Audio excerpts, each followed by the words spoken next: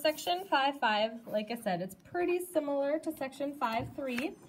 5.3, we were using a table to graph, but today we are just graphing linear. So these, if it's a linear equation, what should it produce? Do you guys have any idea?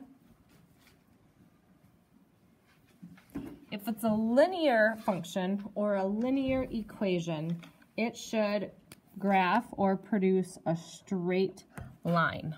Okay, so that is one of the key points about linear functions, is that they are all going to be straight lines. So when we were graphing in our last section, notice how sometimes we produced something that wasn't straight. That's okay, that's a function, but it's not a linear function. So linear functions are straight lines. So we're going to use some of those skills that we did in 5.3, where we are going to graph this using a table. Now I know that you guys don't have a ton of room here, so we're just going to make a little table to the right of our graph. We have an x column. We have our function, our equation here, and then we'll have our y column. So anytime they don't give you this information, this is what you do. Now, last week I told you that we're going to pick out our own points if they don't give them to you. And I need 5 points, and I like you to take -2 to +2, unless they give you like a weird fraction. Then you can adjust. But if they give you just normal numbers, like I can look at this equation and there's no fractions, so I'm just going to use these numbers. So in the first one, I'm going to have 2 times -2 plus 1. And one of my other things that I mentioned to you guys is that I like to fill in my table before I solve anything. And the reason that is just to make sure that I put the right number in for x every time. So the only thing that should change is that x value, which it did. -2, -1, 0, 1, 2. Everything else stayed the same. The 2 stayed and the +1.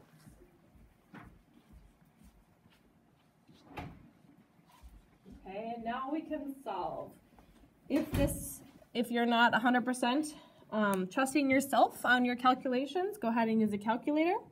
But if you had -2 times 2, it'd give you a -4. -4 plus 1 is a -3.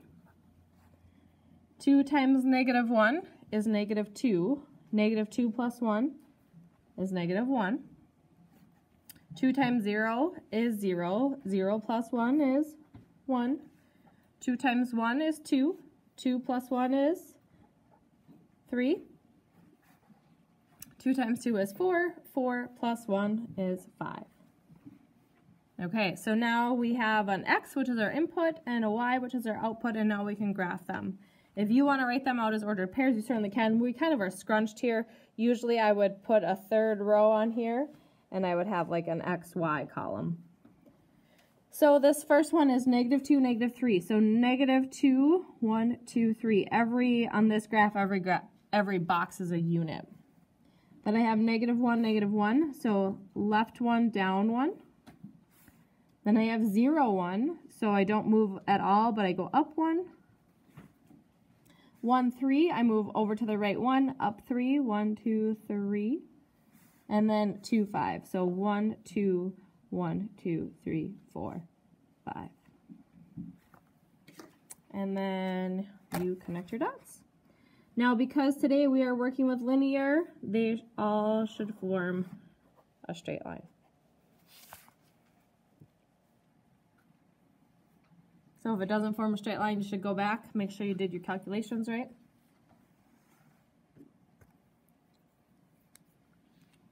Okay, so we're going to do the same thing. Any questions on that one? Okay. Like I said, it's pretty similar to what we were doing last week. 4x minus 1. Remember, when a number and letter are next to each other, they're being multiplied. We're going to pick out those same numbers, -2 to 1, 0, 1, 2. And then go ahead and put those into your table. 4 times negative 2 minus 1. 4 times negative 1 minus 1. 4 times 0 minus 1. 4 times 1 minus 1. 4 times 2 minus 1.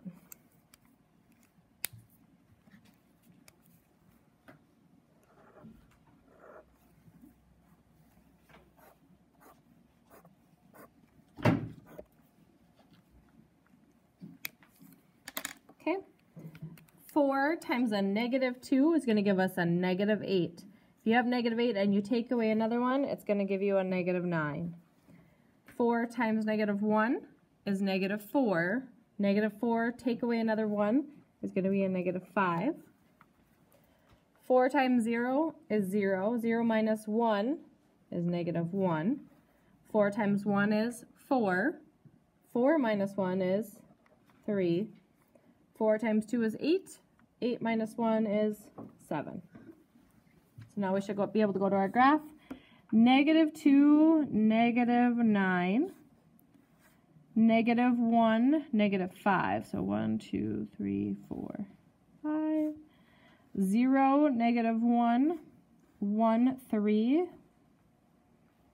And then 2, 7. 2, 3, 4, 5, 6, 7. Like I said before, they should give us a nice straight line.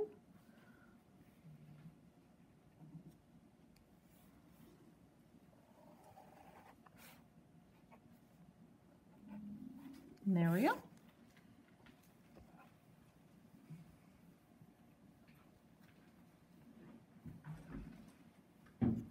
Okay, so the last two questions are word problems.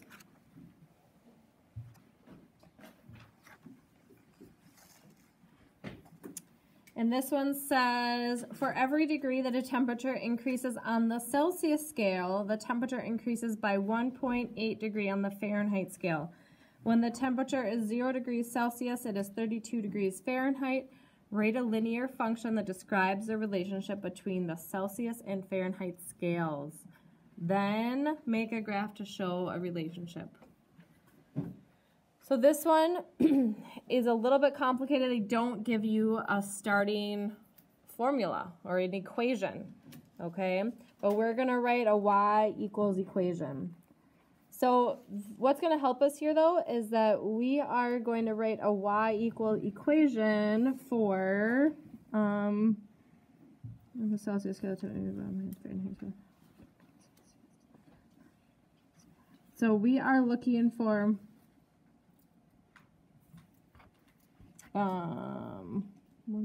temperature is 0 degrees. Sorry, I want to make sure that I write this out correctly. 32 degrees Fahrenheit. So Celsius equals, I think we're going to do a Celsius equals.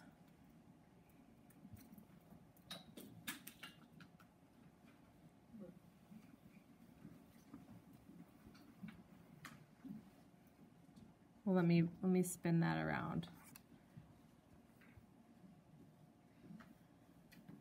For when the temperature increases on the Celsius scale. Sorry, I'm going to reverse this. Okay.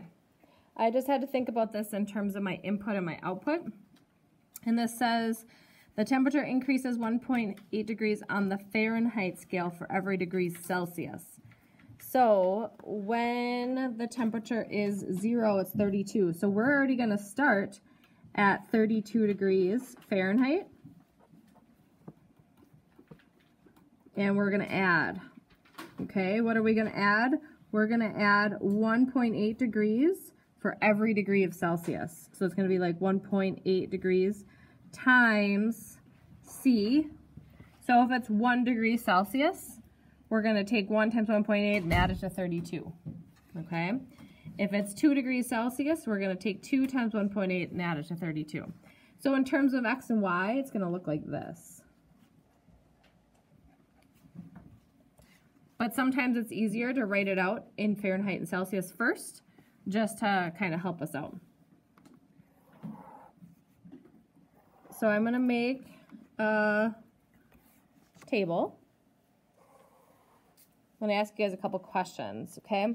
So I have a grid over here. Could we put in negative temperatures? Is there such a thing as negative temperatures? Yeah, we could. But today we're just going to work with positive, okay? So just kind of before, when you start a word problem, you want to kind of think about, can you have negatives, or is it only positives, and so on and so forth. But for the ease of our problem, we're only going to do positives. Do you think that we should only do like 1, 2, 3, 4, 5, or do you think that because we're dealing with temperature, we should deal with some others? What do you guys think? How could we get the best image across our graph? Like we're dealing with a pretty small number, like 1.8 degrees every time. Do you guys have any preferences? James? Maybe use numbers 5 and up. Sure. At least. Then yeah. We get a number that's we use quite a bit. Right. Or maybe instead of going in increments of 1, we could like go in increments of 10. You know, you could do like 10, 20, 30, 40, something like that. Okay. So let's do this. Let's do 0. Let's do 10. Let's do 20, 30, and 40. So these are the degrees Celsius, and we want to know what is that going to be in Fahrenheit. I no longer have a calculator. Do you guys want to grab that calculator right there and do some, oh, perfect, thank you. Awesome. Okay, so what we're going to do is we're just going to put this value in for C. So this is 32 plus 1.8 times 0. 32 plus 1.8 times 10. 32 plus 1.8 times 20. 32 plus 1.8 times 30. And the last one, 32 plus 1.8 times 40. Well, the times 0 one's pretty simple, right? That's just going to give us 0. Then 10 times 1.8 is 18, so 32 plus 18 is 50. Then we have 1.8 times 20, and that's going to give us 36. 36 plus 32 is 68. Then we have 1.8 times 30, it's 54. 54 plus 32 is 86. It's getting warm. 1.8 times 40 is 72. 72 plus 32 is 104. Okay, so we're going to do some graphing here. This is going to be your X. These are your Y. So let's think of that on our graph here. Our X is going to be the temp in Celsius, degrees Celsius. Okay.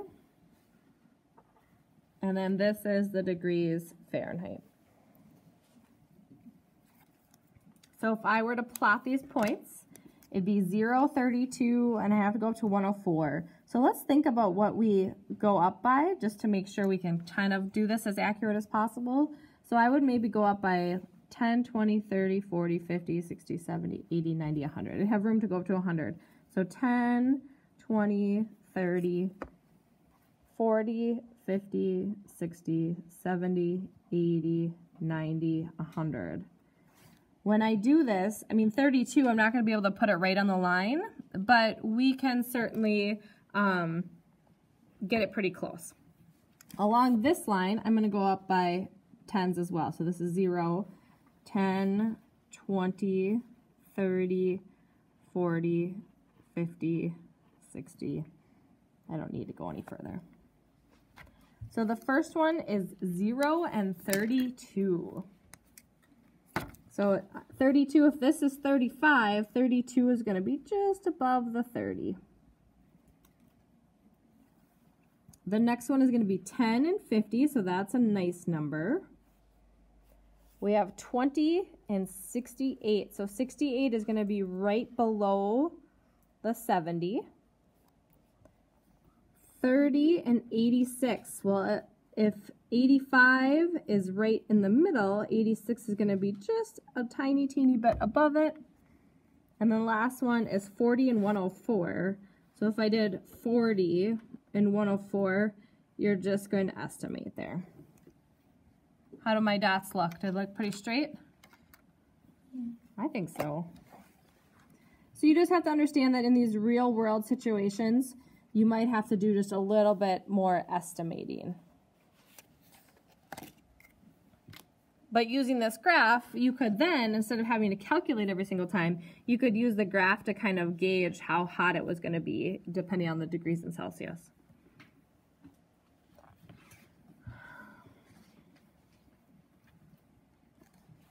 Okay, next one. It says the fastest moving tectonic plates on Earth move apart at a rate of 15 centimeters per year. So there's your rate of change. Scientists began studying these two plates when they were already 30 centimeters apart. So when we start, we're already 30 centimeters apart. And then every year after they start studying, there's going to be 15 centimeters per year, where X is the number of years that they've been studying, and Y is the total distance apart.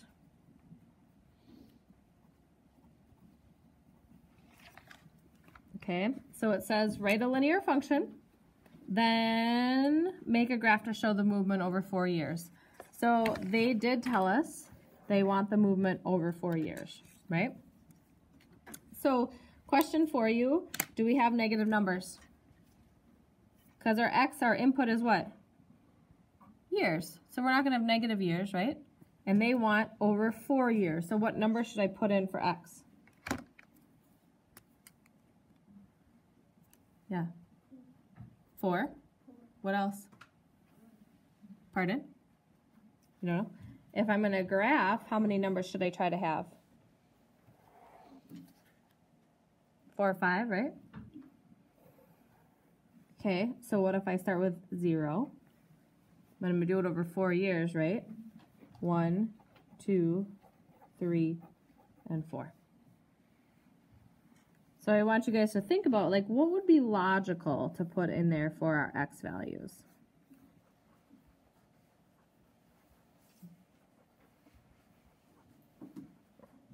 Oops.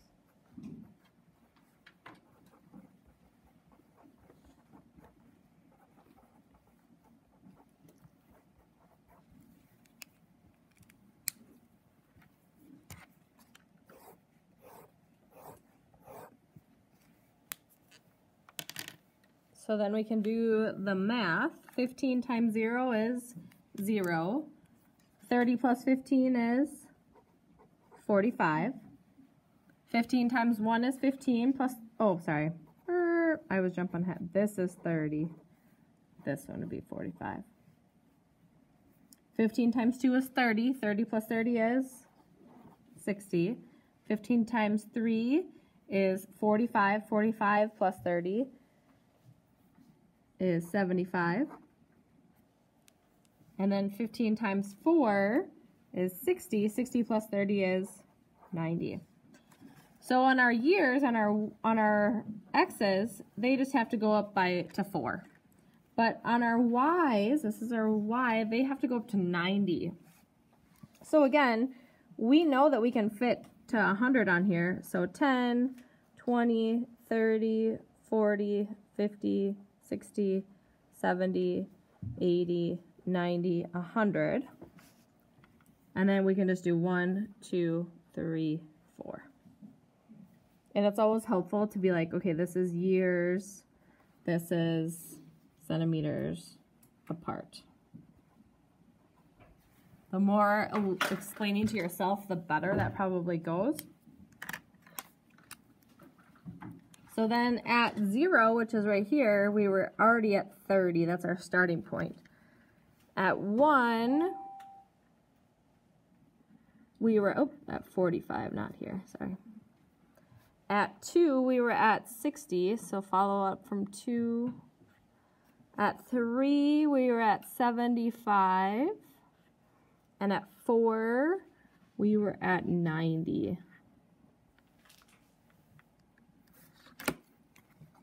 So then if you were a scientist, you could make a prediction, and you could see when that